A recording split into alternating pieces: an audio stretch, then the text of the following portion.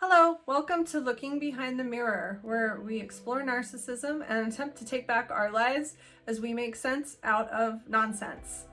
As a quick disclaimer, I am not a professional, and everything I say is based on my personal opinions that are based on my research, based on my personal experiences.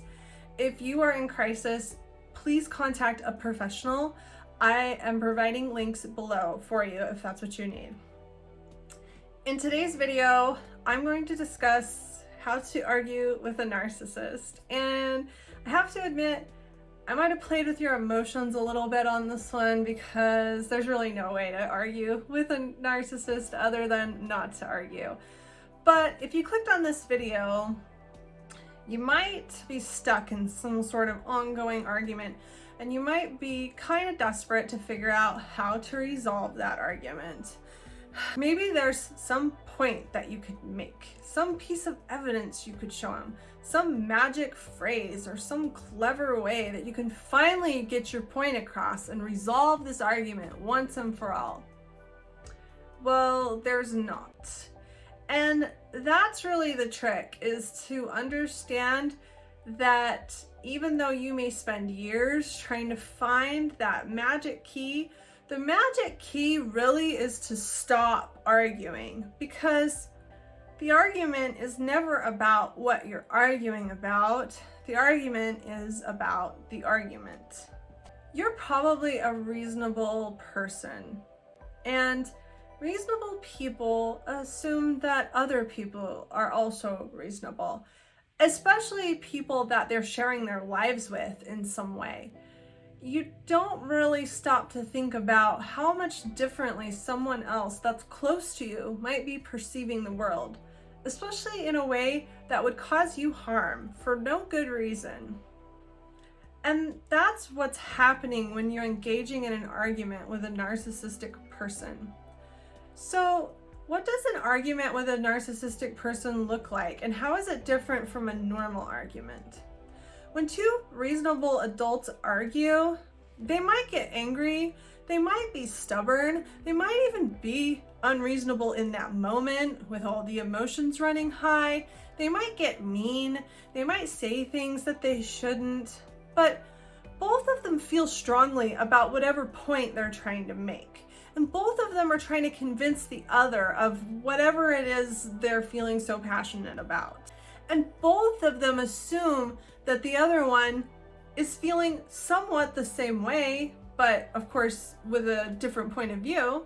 And I think both of them would like some sort of resolution where they're not leaving the argument still upset and yelling and angry, even though that's not always a realistic goal. But I think that both of them would probably like some kind of resolution, or at worst, maybe agree to disagree, right? And I think that reasonable people can make the mistake of assuming that everyone that they know is at least somewhat reasonable, especially people that are very close to them.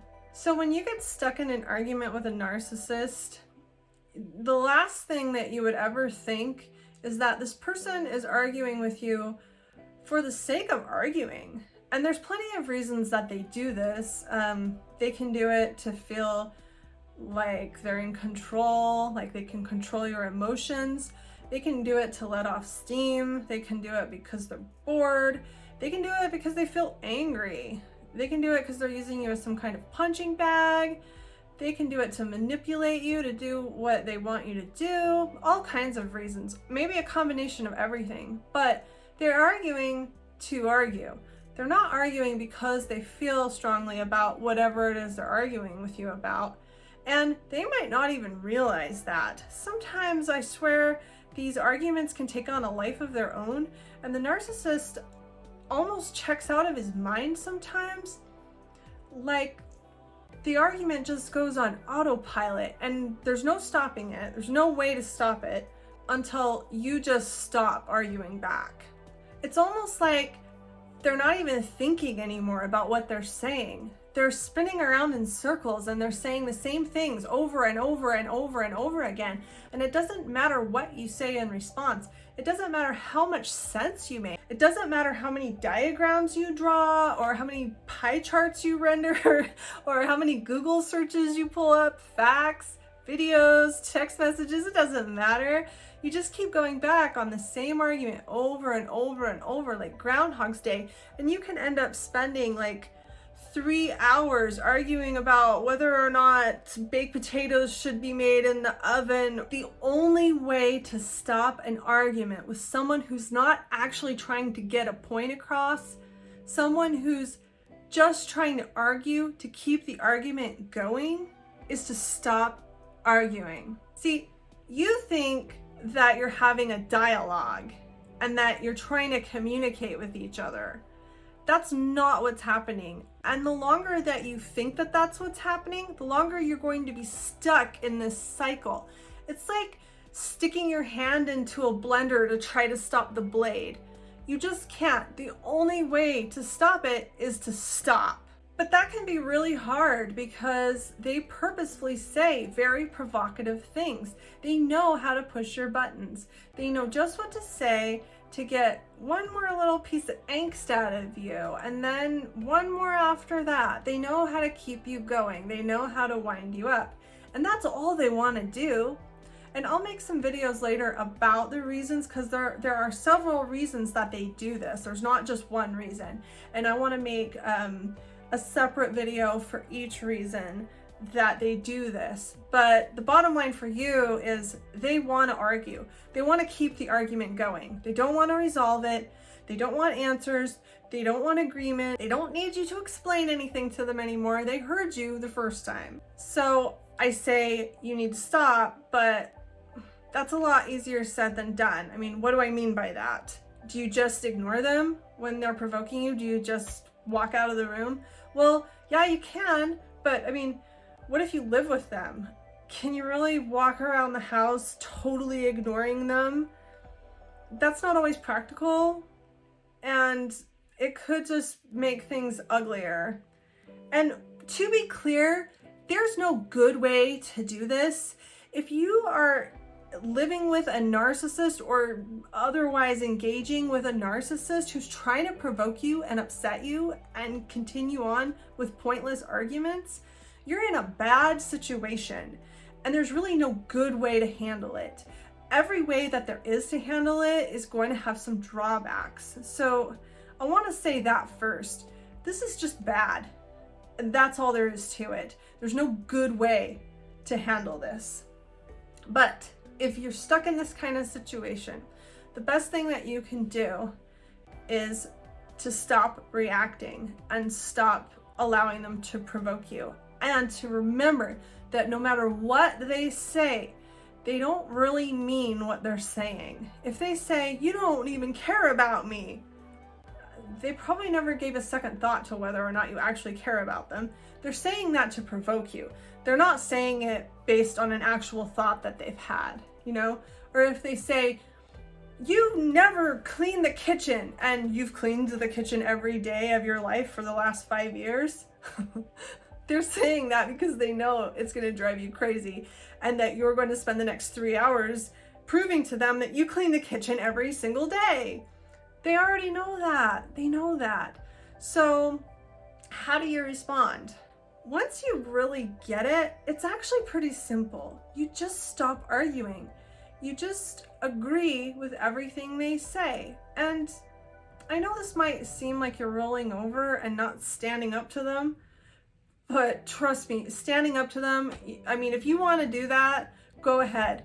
But you're wasting your time, you're wasting your energy, you will get absolutely nowhere with it, and you will aggravate yourself, and you will spend your own energy on things that will get nothing back in return for you. The best way to stand up against a narcissist and hold your ground is to stop allowing them to control your emotions. The best way, if you really want to stick it to them, is to show them that they can't provoke you anymore, is to show them that you're not going to allow them to upset you anymore. If you really want to stand up to them, stop allowing them to control you. Stop allowing them to wind you up. So what does it look like? I'm going to do a whole video on what's called gray rock. You may have heard of it. It's a method of behaving. So I'm not going to go too deep into what gray rock is. What I'm going to describe is basically part of the gray rock method. So if they come up to you and they say, hey, why did you park in the driveway on the right side? I told you to park on the left side. Normally you might say, no, you told me to park on the right side, and then they'll, because they did.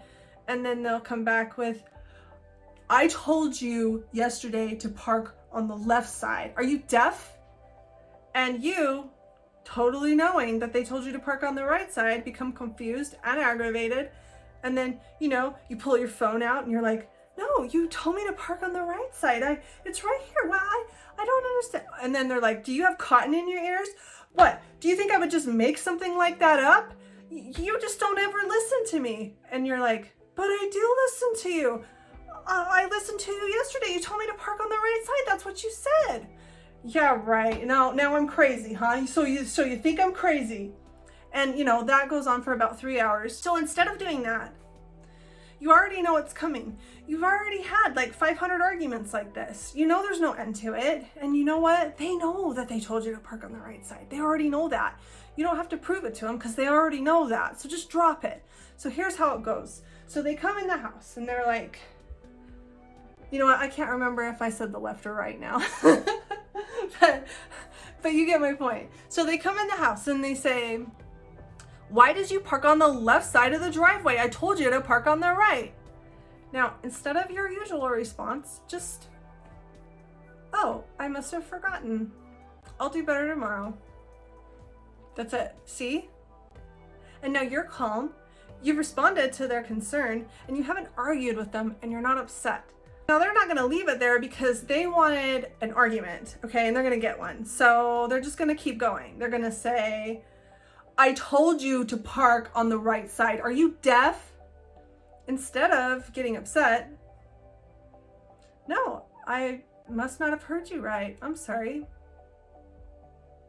See, like that, right? Okay, and then they're gonna get more upset and they're gonna say, you never listen to me. I'm so tired of repeating myself hundreds of times. No matter how many times I tell you, it's like I have to get upset before you'll hear anything I say.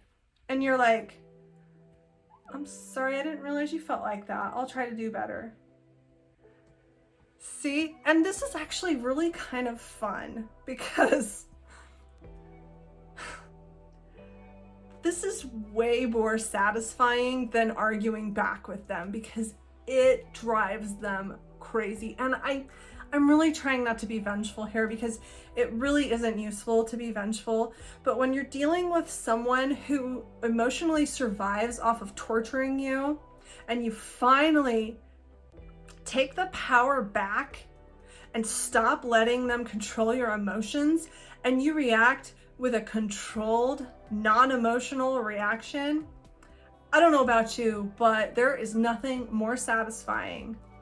Now, just a quick warning, for reasons that I will go into more detail on in other videos, they may become more and more and more and more upset the more that you don't react. They will continue to try to provoke you and they will up the ante and it could actually get dangerous.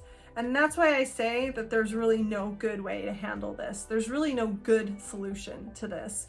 But this is a way that you can at least keep your own power within you and you can stop letting somebody else control and manipulate your emotions. These are your emotions. This is your sovereignty, your emotional boundaries. And it is not fair to have somebody else controlling your emotions and destroying your peace and ruining your day all the time for no reason other than it's the only way that they know how to regulate their emotions. It's not fair to you and it doesn't help them. It enables them. And it's just a pointless waste of time and energy. and it's distressing and it chips away at you. Stop letting someone that doesn't care about you exhaust you and wear you out with these endless, pointless arguments that are just for the sake of argument. You've got nothing to defend yourself against. If you're with someone that you really care about and you really tried your best to make them happy, and you really, really tried to listen and do everything just right, and you cared about them, and you would have done anything they had asked if they had just been specific and reasonable, it's not fair when that person is dedicated to misunderstanding you and dedicated to using you as an emotional toilet. Stop letting them control you. Stop letting them manipulate you, and stop letting yourself get caught up in these pointless arguments that are purely for the sake of argument. This was a little bit more of a rant, but I hope it's helpful, because this is really where we can take back our own peace. And this is really where we can take back our power. We have a lot of power within us that we may be giving away. You are much more powerful than you realize, and you can hold on to your own emotions. It's not your job to help somebody else feel better about themselves by allowing them to torture you. I hope that helps.